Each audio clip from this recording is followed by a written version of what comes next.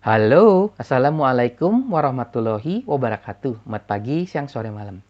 Jumpa lagi bersama kami, Resi Family, di episode Gadget dan Teknologi. Semoga teman-teman semua selalu dalam kondisi sehat walafiat. Iya, teman-teman, di edisi Gadget dan Teknologi kali ini, kami ingin membahas dan mencari tahu tentang macam-macam OS atau software yang ada di Smart TV. Karena kebetulan kami baru saja membeli sebuah TV, dan kami pribadi ingin mengenal lebih jauh tentang Smart TV ini.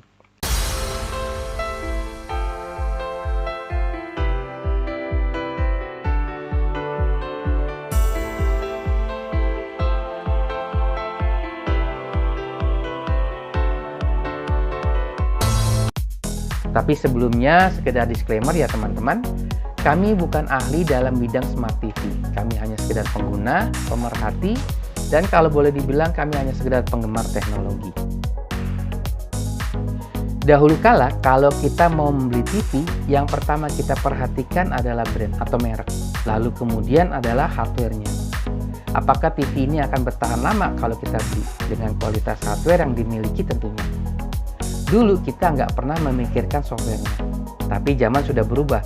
Semakin ke sini, perhatian orang ketika membeli TV tidak hanya memikirkan merek atau brand dan juga hardware-nya, tetapi sudah mulai juga memikirkan software-nya. Ketika Smart TV mulai dikenal kurang lebih 10-15 tahun yang lalu, mungkin hanya segelintir orang yang memperhatikan. Hanya penggila teknologi saja yang mungkin sudah mengikuti perkembangan Smart TV ini. Tetapi semakin ke sini, peran operating system atau software yang ada di sebuah TV itu semakin penting, yang kemudian lebih dikenal dengan sebutan Smart TV. Sekarang kalau orang mau membeli TV, mereka tidak hanya sekedar menanyakan brand atau merek, tetapi juga sudah mulai bertanya apa jenis operating systemnya. Perubahan ini sudah mulai terlihat sekarang ini. Orang-orang sudah mulai kurang, bukannya enggak lagi ya, tapi sudah mulai kurang memikirkan tentang hardware sebuah TV. Jadi kalau dulu prioritas orang dalam membeli TV adalah 1. Mereknya, 2. Hardware. Tetapi sekarang berubah. 1. Mereknya, 2. Softwarenya apa, dan hardware adalah yang berikutnya. Bahkan ada analisa kalau kedepannya yang dipikirkan orang ketika membeli sebuah TV adalah 1. Softwarenya apa, 2. Mereknya apa, dan ketiga baru hardwarenya. Ya, software akan menjadi nomor 1 dalam pertimbangan orang membeli sebuah TV. Itu bisa dimaklumi, karena kalau zaman dulu, orang tua kita biasanya kalau punya barang selalu bisa bertahan lama. Tapi kalau zaman sekarang, paling barang-barang yang kita miliki hanya bisa bertahan maksimal 5-7 tahun aja. Bukan karena barangnya rusak, tapi karena tuntutan zaman. Tuntutan waktu mengharuskan kita untuk mengganti barang kita dengan barang baru, walau yang lama belum rusak. Sekarang kami ingin sedikit share kepada teman-teman semua hasil explore kami mengenai Smart TV dan macam-macam operating system atau software yang ada di TV-TV saat ini.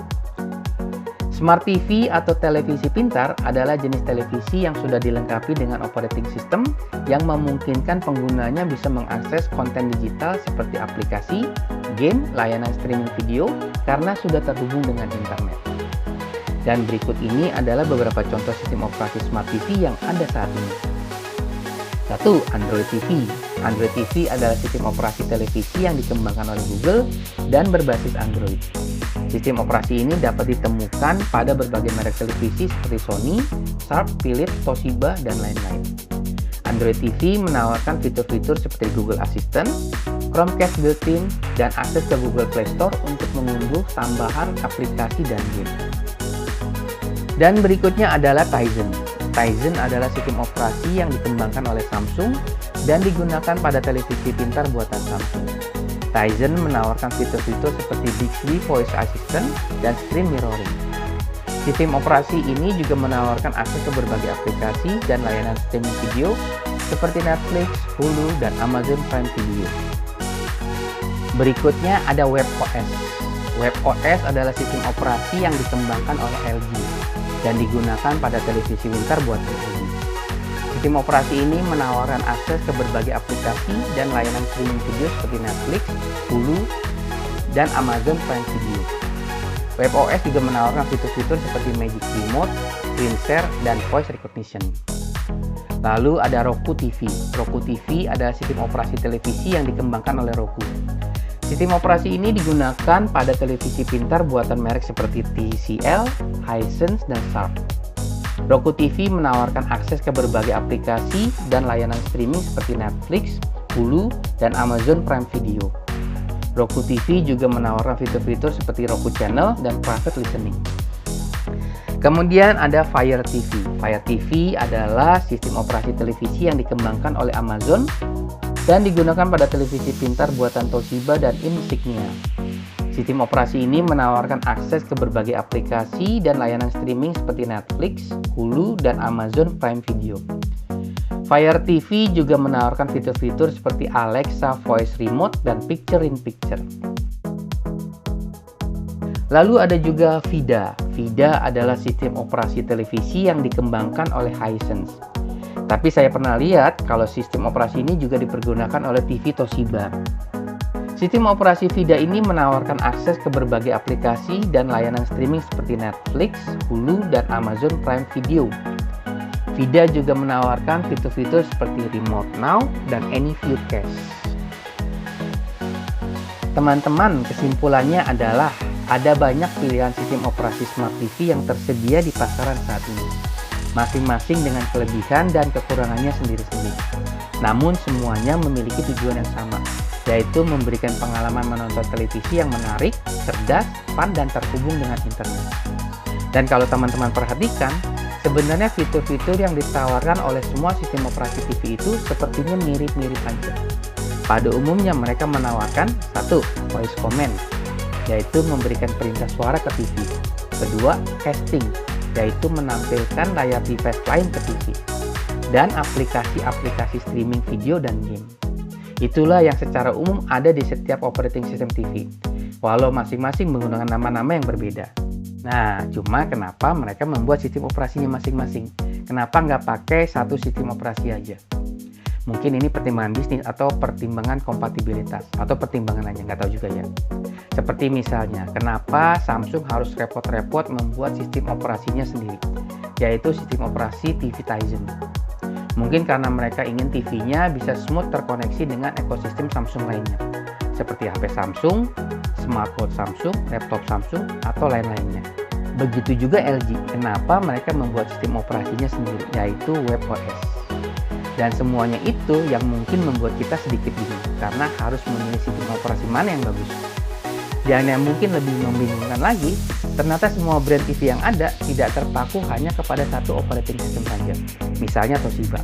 Ternyata mereka tidak hanya menggunakan sistem operasi Android, tapi ada juga TV-TV Toshiba yang menggunakan sistem operasi VIDA, Google TV, dan sistem operasi lainnya. Kalau dari hasil browsing yang kami lakukan, kesimpulan yang kami dapat adalah kalau teman-teman sudah mempunyai ekosistem device yang cukup, seperti misalnya teman-teman sudah punya ekosistem Samsung, maka ada baiknya teman-teman memilih sistem operasi TV Tizen yang dimiliki oleh Samsung, agar supaya koneksi antar device bisa lebih smooth. Tapi kalau teman-teman tidak mempunyai ekosistem device tertentu, menurut kami pribadi, saat ini sistem operasi TV yang terbaik adalah sistem operasi Android TV. Karena sistem operasi Android TV mempunyai Google Play Store yang bisa dengan sangat luas menyediakan aplikasi-aplikasi tambahan yang mungkin teman-teman bisa butuhkan. Sistem operasi TV lainnya sebenarnya juga mempunyai fitur seperti Google Play Store-nya Android, tapi tidak seluas dan selengkap Google Play Store tentunya.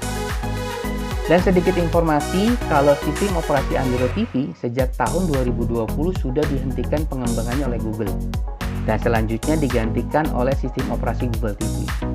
Nah, di sini ada sedikit kekeliruan yang banyak berkembang di luaran. Mereka bingung, kok Google sudah buat Android TV, sekarang membuat Google TV juga. Mereka mengira kalau Google TV adalah saingannya Android TV. Karena ternyata memang masih banyak Smart TV baru di luar sana yang masih menggunakan Android TV sebagai sistem operasinya.